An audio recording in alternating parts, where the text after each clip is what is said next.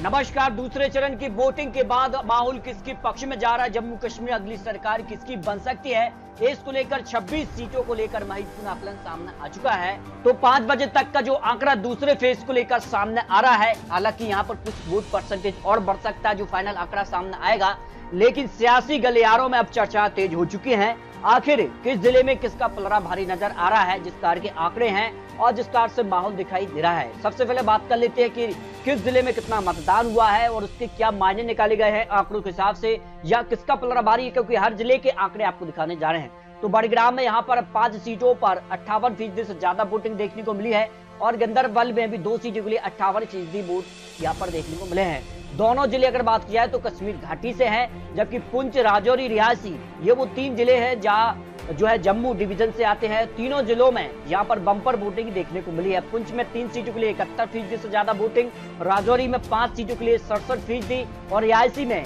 71% से ज्यादा वोटिंग देखने को मिली है। जबकि श्रीनगर जो कि कश्मीर घाटी से है, इसमें 27% के आसपास तक का जो आंकड़ा सामने आ रहा है, यानी सबसे कम श्रीनगर, सबसे ज्यादा पुंछ में यहाँ पर वोटिंग देखने को मिली है।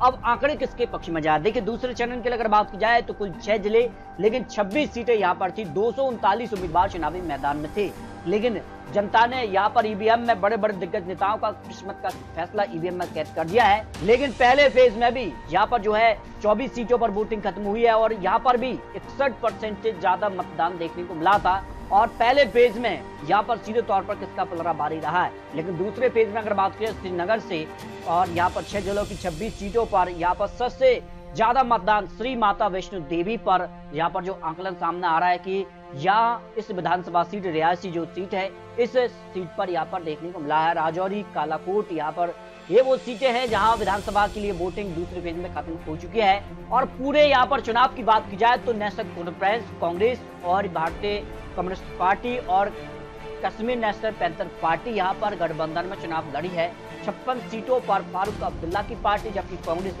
38 सीट, 1 सीट यहाँ पर कम्युनिस्ट पार्टी के लिए और 1 सीट यहाँ पर नेशनल पैंथर पार्टी को यहाँ पर चुनाव के लिए मिली है। जबकि भारतीय जनता पार्टी ने यहाँ पर 62 सीटों पर ही अपने उम्मीदवार यहाँ पर चुनावी मैदान में उतारे हैं।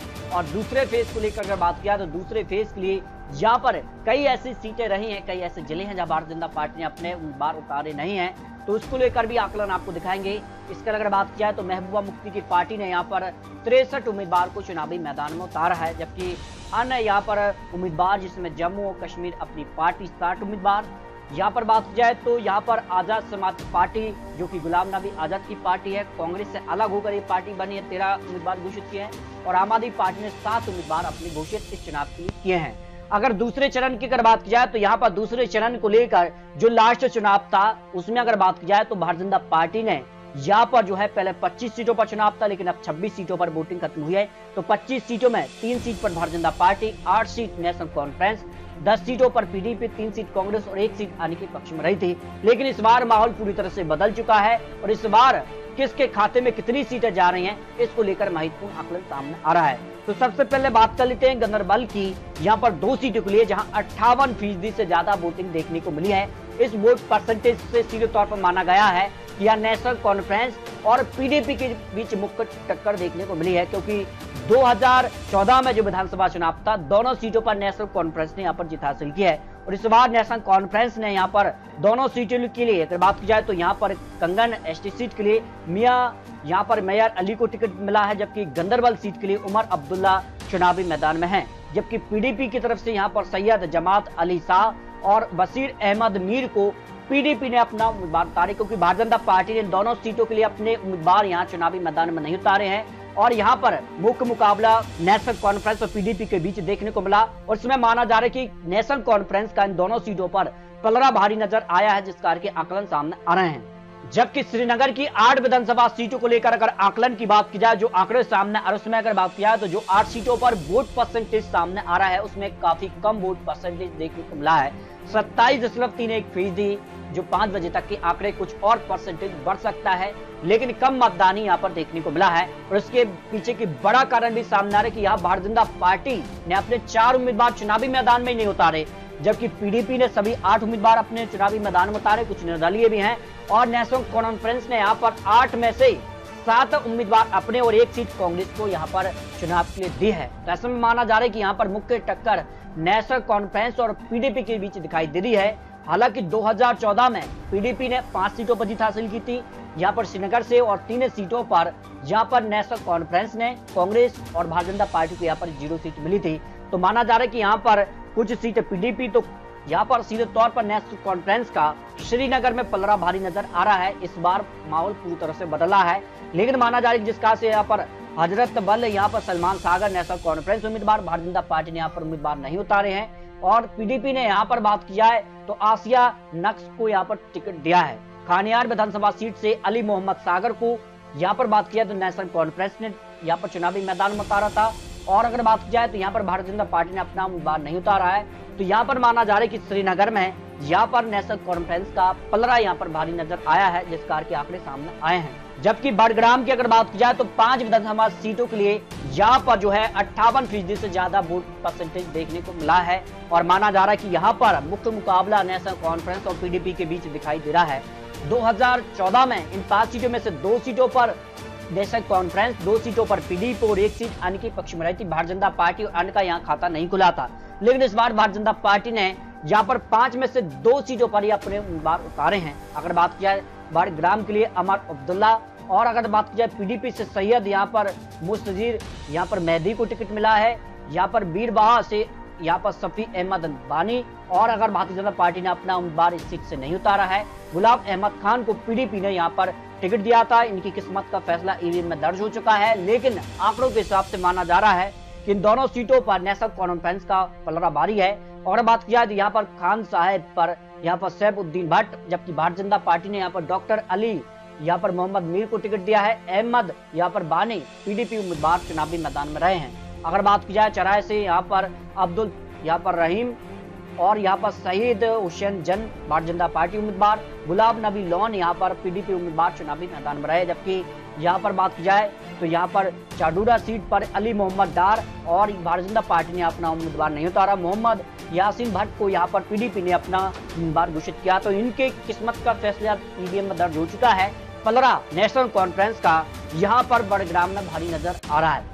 जबकि अगर बात किया रियासी को लेकर, रियासी में इस बार बम्पर वोटिंग देखने को मिली है। 71% से ज्यादा यहाँ पर वोटिंग देखने को मिली है, जो 5 बजे के आंकड़े हैं। 2014 में भारतीय जनता पार्टी को 1 सीट मिली, जबकि कांग्रेस को यहाँ पर 2 सीटों पर जीत मिली थी। तो इस बार माना जा रहा है कि रियासी की 3 सीटों पर भारतीय जनता पार्टी ने अपने उम्मीदवार उतारे हैं, और 3 सीटों पर भारतीय जनता पार्टी उम्मीदवार को जीत की संभावना दिखाई दे रही है। अगर बात किया यहाँ पर गुलाबगढ़ से यहाँ पर खुर्शीद अहमद यहाँ पर नेशनल कॉन्फ्रेंस उम्मीदवार हैं, तो इस सीट पर भारतीय जनता पार्टी ने मोहम्मद अकरम को टिकट दिया है। मोहम्मद फारूक को यहाँ पर पीडीपी ने अपना उम्मीदवार बनाया, और इनका किस्मत का फैसला ईवीएम में दर्ज हो चुका है। रियासी की बात किया तो मुमताज अहमद, कुलदीप राज दुबे भाजपा उम्मीदवार, और बुधराज यहाँ पर मीनिया पीडीपी उम्मीदवार यहाँ पर चुनावी मैदान में रहे। रियासी सीट पर त्रिकोणीय टक्कर देखने को मिली है। जबकि श्री माता वैष्णो देवी पर सबसे ज्यादा बम्पर वोटिंग देखने को मिली है, और यहाँ भूपेंद्र सिंह है कांग्रेस उम्मीदवार, और बलदेव राज शर्मा यहाँ भारतीय जनता पार्टी, और प्रताप कृष्ण यहाँ पर शर्मा पीडीपी उम्मीदवार। लेकिन माना जा रहा है कि 3 सीटों पर रियासी पर भारतीय जनता पार्टी उम्मीदवारों का पलड़ा भारी नजर आया है, जो आकलन सामने आया है। जबकि राजौरी की अगर बात किया तो राजौरी की यहाँ पर इस बार 4 के मुकाबले 5 सीटों पर वोटिंग हुई है, और 5 सीटों पर भारतीय जनता पार्टी ने अपने उम्मीदवार उतारे हैं। इससे पहले 2014 में यहाँ 4 सीटों पर वोटिंग हुई थी, 2 सीट पर भारतीय जनता पार्टी, 2 सीटें पीडीपी के पीछे रही थी। लेकिन इस बार माना जा रहा है कि भारतीय जनता पार्टी और नेशनल कॉन्फ्रेंस के बीच कड़ी टक्कर यहाँ हो सकती है।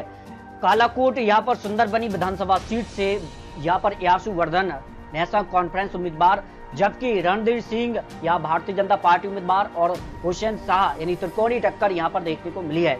अगर बात की जाए तो यहाँ पर नौशेरा से सुरेंद्र कुमार चौधरी और रविंद्र रैना भाजपा उम्मीदवार, और हक नवाज यहाँ पीडीपी उम्मीदवार के बीच त्रिकोणीय टक्कर देखने को मिली है।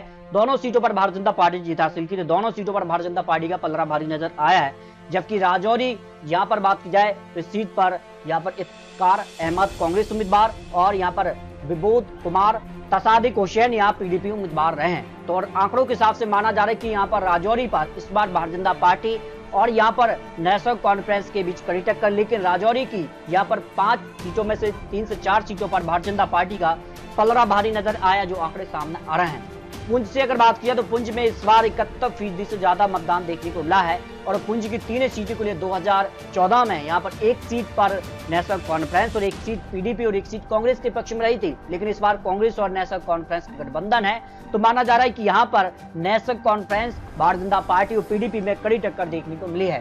तीनों सीटों को लेकर बात किया तो सूरनकोट यहाँ पर मोहम्मद शहनवाज कांग्रेस उम्मीदवार हैं और अहमद शाह बुखारी यहाँ भारतीय जनता पार्टी और जावेद इकबाल पीडीपी के बीच त्रिकोणीय टक्कर यहाँ देखने को मिली है। अगर बात किया मेंढर से, यहाँ पर जावेद अहमद राणा, मुश्ताक अहमद खान और नदीम अहमद खान यहाँ पर पीडीपी यानी तीनों सीटों पर अगर बात की तो त्रिकोणीय टक्कर है, लेकिन भारतीय जनता पार्टी और नेशनल कॉन्फ्रेंस, लेकिन भारतीय जनता पार्टी का पुंछ पर पलराबारी हो सकता है, जो आकलन सामने आ रहा है। इस तरह से अगर बात की जाए तो दूसरे फेज को लेकर आपको आंकड़े दिखाए हैं।